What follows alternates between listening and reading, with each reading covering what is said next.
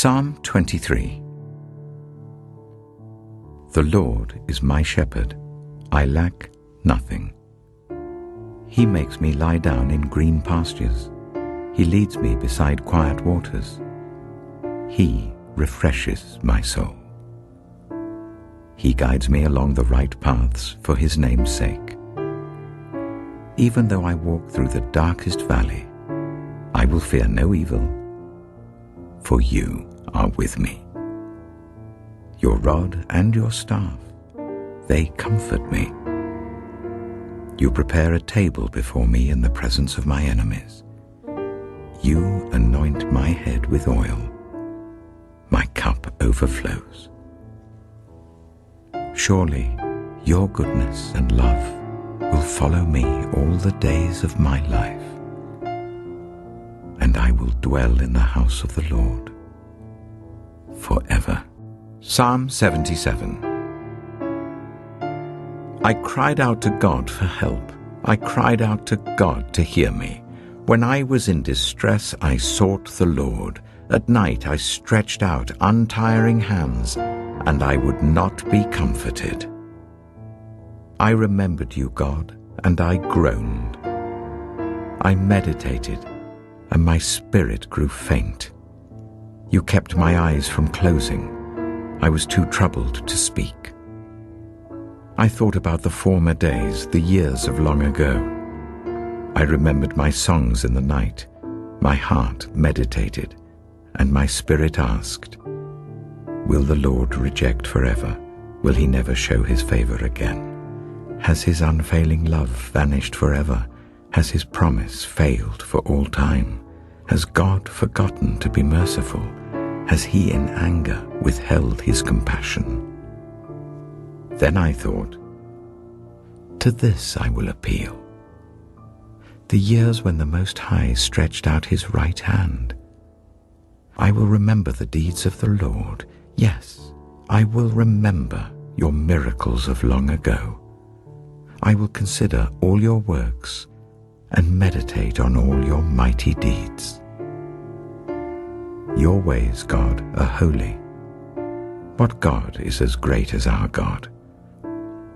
You are the God who performs miracles. You display your power among the peoples. With your mighty arm you redeemed your people, the descendants of Jacob and Joseph. The waters saw you, God. The waters saw you and writhed. The very depths were convulsed. The clouds poured down water. The heavens resounded with thunder. Your arrows flashed back and forth. Your thunder was heard in the whirlwind. Your lightning lit up the world. The earth trembled and quaked. Your path led through the sea, your way through the mighty waters, though your footprints were not seen. You led your people like a flock by the hand of Moses and Aaron. Psalm 87. He has founded his city on the holy mountain. The Lord loves the gates of Zion more than all the other dwellings of Jacob. Glorious things are said of you, city of God. I will record Rahab and Babylon among those who acknowledge me, Philistia too, and Tyre along with Cush, and will say, this one was born in Zion. Indeed, of Zion it will be said, this one and that one were born in her, and the Most High himself will establish her. The Lord will write in the register of the peoples, this one was born in Zion. As they make music, they will sing, all my fountains are in you. Luke chapter 14. One Sabbath, when Jesus went to eat in the house of a prominent Pharisee, he was being carefully watched. There, in front of him, was a man suffering from abnormal swelling of his body. Jesus asked the Pharisees and experts in the law, is it lawful to heal on the Sabbath or not? But they remained silent. So, taking hold of the man, he healed him and sent him on his way. Then he asked them, if one of you has a child or an ox that falls into a well on the Sabbath day, Will you not immediately pull it out?" And they had nothing to say. When he noticed how the guests picked the places of honor at the table, he told them this parable. When someone invites you to a wedding feast, do not take the place of honor. For a person more distinguished than you may have been invited. If so, the host who invited both of you will come and say to you, "Give this person your seat." Then, humiliated, you will have to take the least important place. But when you are invited, take the lowest place, so that when your host comes, he will say to you, "Friend, move up to a better place." Then you will be honored in the presence of all the other guests. For all those who exalt themselves will be humbled, and those who humble themselves will be exalted. Then Jesus said to his host, "When you give a luncheon or dinner, do not invite your friends, your brothers or sisters, your relatives, or your rich neighbors. If you do, they may invite you back, and so you will be repaid. But when you give a banquet, invite the poor, the crippled, the lame, the blind, and you will be blessed. Although they cannot repay you, you will be repaid at the resurrection of the righteous." When one of those at the table with him heard this, he said to Jesus, "Blessed is the one who will eat at the feast in the kingdom of God." Jesus replied, "A certain man was preparing a great banquet and invited many guests. At the time of the banquet, he sent his servant to tell those who had been invited, 'Come, for everything is now ready.' But they all, alike, began to make excuses. The first said, 'I've just bought a field, and I must go and see it. Please excuse me.' Another said, 'I have just bought 5 yoke of oxen, and I'm on my way to try them out. Please excuse me.' Still another said, 'I just got married, so I can't come.' The servant came back and reported this to his master. Then the owner of the house became angry and ordered his servant, 'Go out quickly into the streets and alleys of the town and bring in the poor, the crippled, the blind, and the lame.' 'Sir,' the servant said, 'what you ordered has been done, but there is still room.' Then the master told his servant, 'Go out to the roads and country lanes and compel them to come in, so that my house will be full. I tell you, not one of those who were invited will get a taste of my banquet.'" Large crowds were traveling with Jesus, and turning to them he said, "If anyone comes to me and does not hate father and mother, wife and children, brothers and sisters, yes, even their own life, such a person cannot be my disciple. And whoever does not carry their cross and follow me cannot be my disciple. Suppose one of you wants to build a tower. Won't you first sit down and estimate the cost to see if you have enough money to complete it? For if you lay the foundation and are not able to finish it, everyone who sees it will ridicule you, saying, 'This person began to build and wasn't able to finish.' Or suppose a king is about to go to war against another king.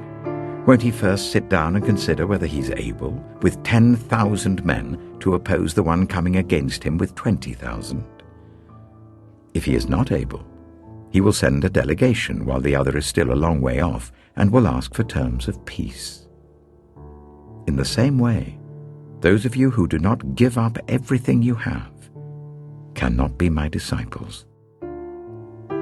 Salt is good, but if it loses its saltiness, how can it be made salty again? It is fit neither for the soil nor for the manure heap. It is thrown out. Whoever has ears to hear, let them hear." Mark chapter 5.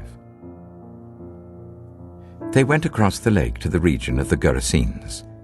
When Jesus got out of the boat, a man with an impure spirit came from the tombs to meet him. This man lived in the tombs, and no one could bind him anymore, not even with a chain. For he had often been chained hand and foot, but he tore the chains apart and broke the irons on his feet.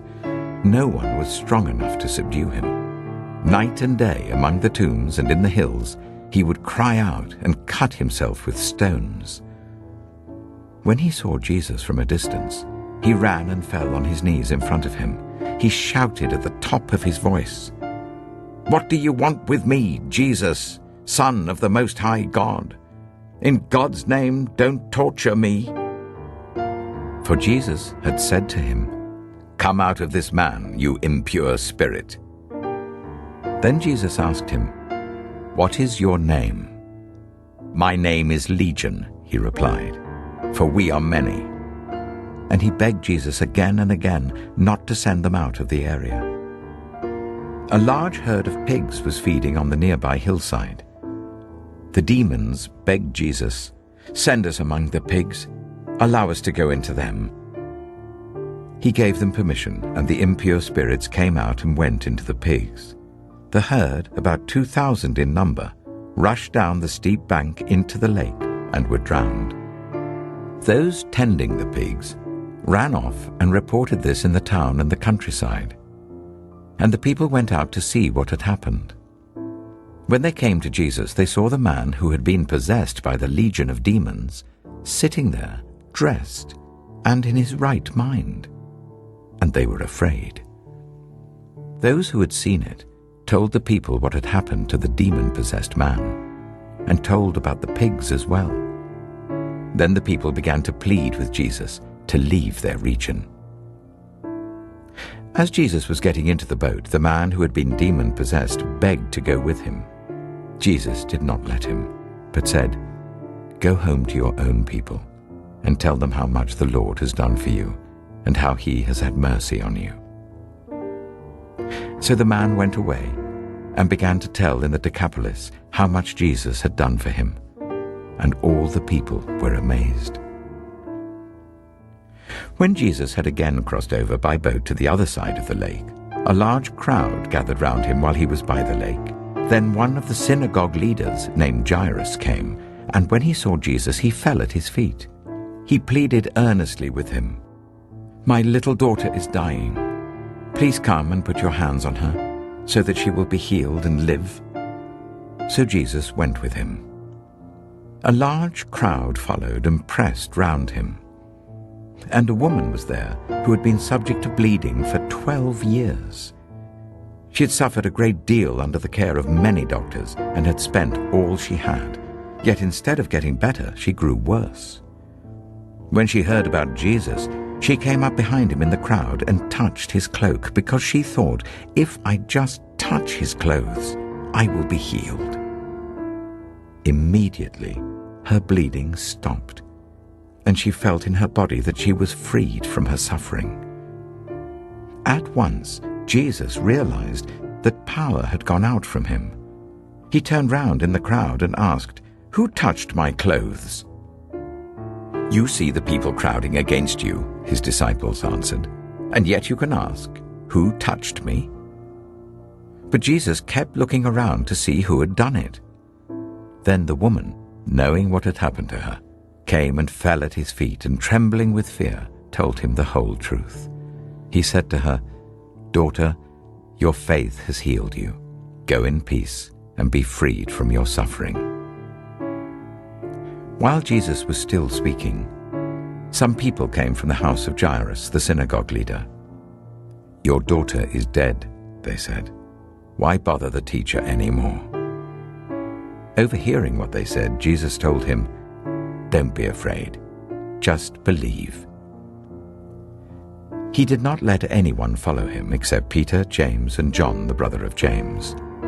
When they came to the home of the synagogue leader, Jesus saw a commotion with people crying and wailing loudly. He went in and said to them, "Why all this commotion and wailing? The child is not dead, but asleep." But they laughed at him. After he put them all out, he took the child's father and mother and the disciples who were with him, and went in where the child was.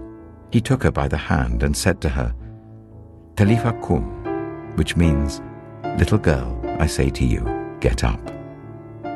Immediately the girl stood up and began to walk around. She was 12 years old. At this, they were completely astonished. He gave strict orders not to let anyone know about this and told them to give her something to eat. Proverbs chapter 22. A good name is more desirable than great riches. To be esteemed is better than silver or gold. Rich and poor have this in common: the Lord is the maker of them all. The prudent see danger and take refuge, but the simple keep going and pay the penalty. Humility is the fear of the Lord. Its wages are riches and honor and life. In the paths of the wicked are snares and pitfalls, but those who would preserve their life stay far from them. Start children off on the way they should go, and even when they are old, they will not turn from it. The rich rule over the poor, and the borrower is slave to the lender. Whoever sows injustice reaps calamity, and the rod they wield in fury will be broken. The generous will themselves be blessed, for they share their food with the poor. Drive out the mocker, and out goes strife. Quarrels and insults are ended. One who loves a pure heart and who speaks with grace will have the king for a friend. The eyes of the Lord keep watch over knowledge, but he frustrates the words of the unfaithful. The sluggard says, "There's a lion outside. I'll be killed in the public square." The mouth of an adulterous woman is a deep pit. A man who is under the Lord's wrath falls into it. Folly is bound up in the heart of a child, but the rod of discipline will drive it far away. One who oppresses the poor to increase his wealth, and one who gives gifts to the rich, both come to poverty. 30 sayings of the wise. Saying 1. Pay attention and turn your ear to the sayings of the wise. Apply your heart to what I teach, for it is pleasing when you keep them in your heart and have all of them ready on your lips. So that your trust may be in the Lord, I teach you today, even you. Have I not written 30 sayings for you, sayings of counsel and knowledge, teaching you to be honest and to speak the truth, so that you bring back truthful reports to those you serve? Saying 2. Do not exploit the poor because they are poor, and do not crush the needy in court, for the Lord will take up their case and will exact life for life. Saying 3. Do not make friends with a hot-tempered person. Do not associate with one easily angered, or you may learn their ways and get yourself ensnared. Saying 4. Do not be one who shakes hands in pledge or puts up security for debts. If you lack the means to pay, your very bed will be snatched from under you. Saying 5.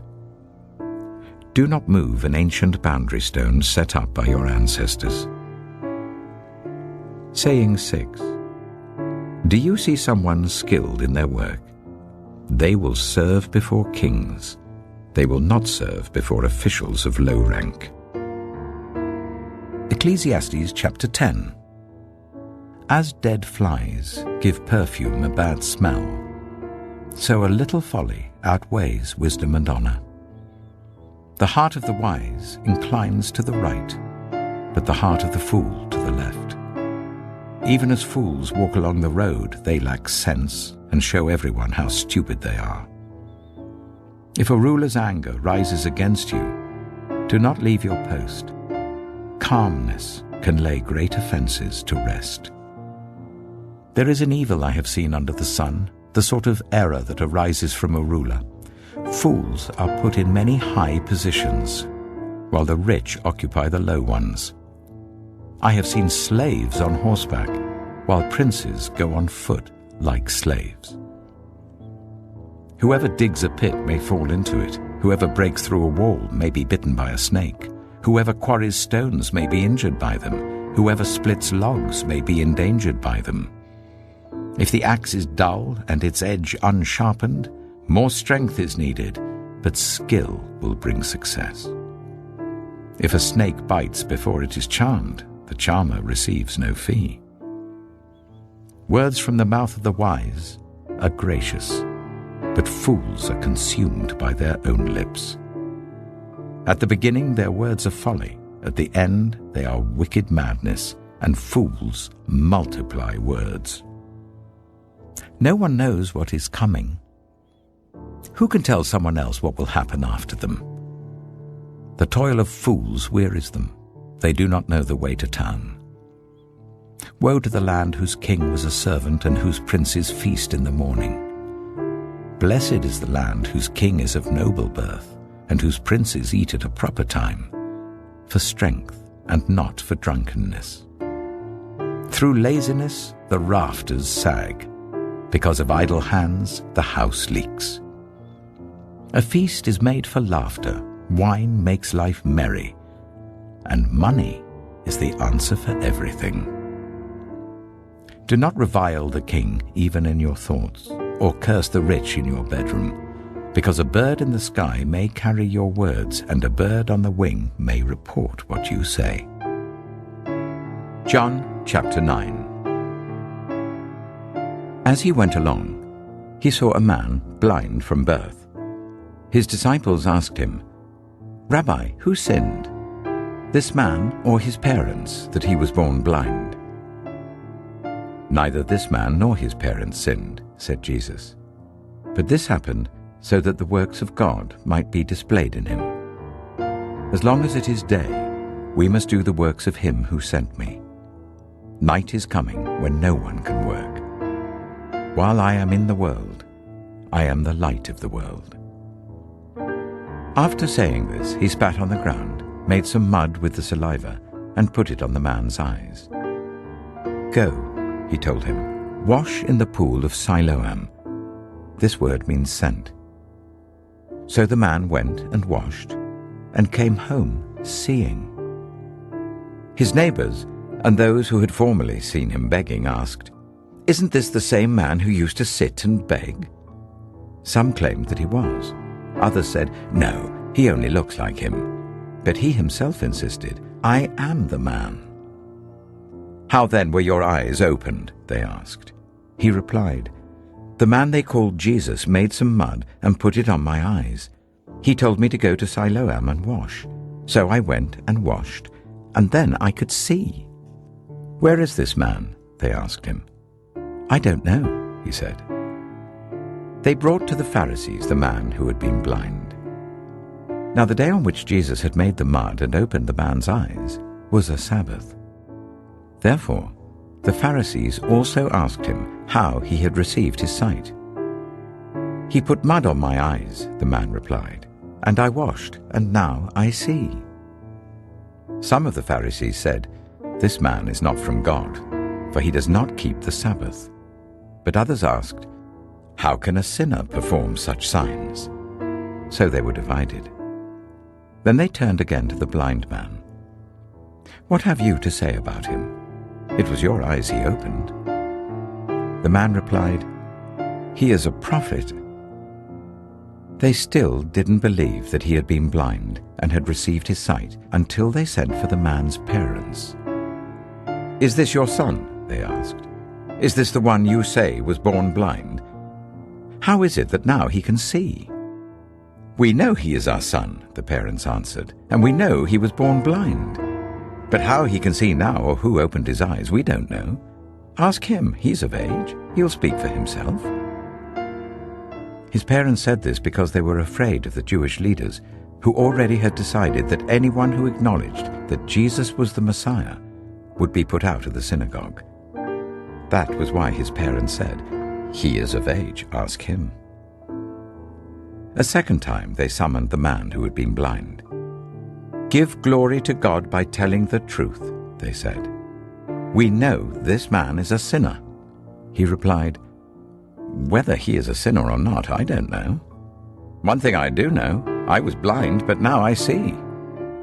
Then they asked him, "What did he do to you? How did he open your eyes?" He answered, I have told you already, and you did not listen. Why do you want to hear it again? Do you want to become his disciples too?" Then they hurled insults at him and said, "You are this fellow's disciple. We are disciples of Moses. We know that God spoke to Moses, but as for this fellow, we don't even know where he comes from." The man answered, "Now that is remarkable. You don't know where he comes from, yet he opened my eyes. We know that God does not listen to sinners. He listens to the godly person who does his will. Nobody has ever heard of opening the eyes of a man born blind. If this man were not from God, he could do nothing." To this they replied, "You were steeped in sin at birth. How dare you lecture us?" And they threw him out. Jesus heard that they had thrown him out, and when he found him, he said, "Do you believe in the Son of Man?" "Who is he, sir?" the man asked. "Tell me so that I may believe in him." Jesus said, "You have now seen him. In fact, he is the one speaking with you." Then the man said, "Lord, I believe." And he worshipped him. Jesus said, "For judgment I have come into this world, so that the blind will see, and those who see will become blind." Some Pharisees who were with him heard him say this and asked, "What? Are we blind too?" Jesus said, "If you were blind, you would not be guilty of sin. But now that you claim you can see, your guilt remains." Matthew chapter 5. Now when Jesus saw the crowds, he went up on a mountainside and sat down. His disciples came to him, and he began to teach them. He said, "Blessed are the poor in spirit, for theirs is the kingdom of heaven. Blessed are those who mourn, for they will be comforted. Blessed are the meek, for they will inherit the earth. Blessed are those who hunger and thirst for righteousness, for they will be filled. Blessed are the merciful, for they will be shown mercy. Blessed are the pure in heart, for they will see God. Blessed are the peacemakers, for they will be called children of God. Blessed are those who are persecuted because of righteousness, for theirs is the kingdom of heaven. Blessed are you when people insult you, persecute you, and falsely say all kinds of evil against you because of me. Rejoice and be glad, because great is your reward in heaven, for in the same way they persecuted the prophets who were before you. You are the salt of the earth. But if the salt loses its saltiness, how can it be made salty again? It is no longer good for anything except to be thrown out and trampled underfoot. You are the light of the world. A town built on a hill cannot be hidden. Neither do people light a lamp and put it under a bowl. Instead, they put it on its stand, and it gives light to everyone in the house. In the same way, let your light shine before others, that they may see your good deeds and glorify your Father in heaven. Do not think that I have come to abolish the law or the prophets. I've not come to abolish them, but to fulfill them. For truly I tell you, until heaven and earth disappear, not the smallest letter, not the least stroke of a pen, will by any means disappear from the law until everything is accomplished. Therefore, anyone who sets aside one of the least of these commands and teaches others accordingly will be called least in the kingdom of heaven. But whoever practices and teaches these commands will be called great in the kingdom of heaven. For I tell you that unless your righteousness surpasses that of the Pharisees and the teachers of the law, you will certainly not enter the kingdom of heaven.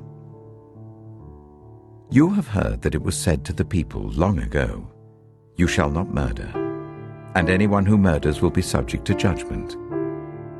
But I tell you that anyone who is angry with a brother or sister will be subject to judgment. Again, anyone who says to a brother or sister, "Raka," is answerable to the court, and anyone who says, "You fool," will be in danger of the fire of hell. Therefore, if you are offering your gift at the altar and there remember that your brother or sister has something against you, leave your gift there in front of the altar. First, go and be reconciled to them. Then come and offer your gift. Settle matters quickly with your adversary who is taking you to court. Do it while you're still together on the way, or your adversary may hand you over to the judge, and the judge may hand you over to the officer, and you may be thrown into prison. Truly I tell you, you will not get out until you have paid the last penny. You have heard that it was said, "You shall not commit adultery." But I tell you that anyone who looks at a woman lustfully has already committed adultery with her in his heart. If your right eye causes you to stumble, gouge it out and throw it away. It is better for you to lose one part of your body than for your whole body to be thrown into hell. And if your right hand causes you to stumble, cut it off and throw it away. It is better for you to lose one part of your body than for your whole body to go into hell. It has been said, anyone who divorces his wife must give her a certificate of divorce. But I tell you that anyone who divorces his wife except for sexual immorality makes her the victim of adultery, and anyone who marries a divorced woman commits adultery. Again, you have heard that it was said to the people long ago, "Do not break your oath, but fulfill to the Lord the oaths you have made." But I tell you, do not swear an oath at all, either by heaven, for it is God's throne, or by the earth, for it is his footstool, or by Jerusalem, for it is the city of the great King. And do not swear by your head, for you cannot make even one hair white or black. All you need to say is simply yes or no. Anything beyond this comes from the evil one. You have heard that it was said, "Eye for eye and tooth for tooth." But I tell you, do not resist an evil person. If anyone slaps you on the right cheek, turn to them the other cheek also. And if anyone wants to sue you and take your shirt, hand over your coat as well. If anyone forces you to go 1 mile, go with them 2 miles. Give to the one who asks you, and do not turn away from the one who wants to borrow from you. You have heard that it was said, "Love your neighbor and hate your enemy." But I tell you, love your enemies and pray for those who persecute you, that you may be children of your Father in heaven. He causes his sun to rise on the evil and the good, and sends rain on the righteous and the unrighteous. If you love those who love you, what reward will you get?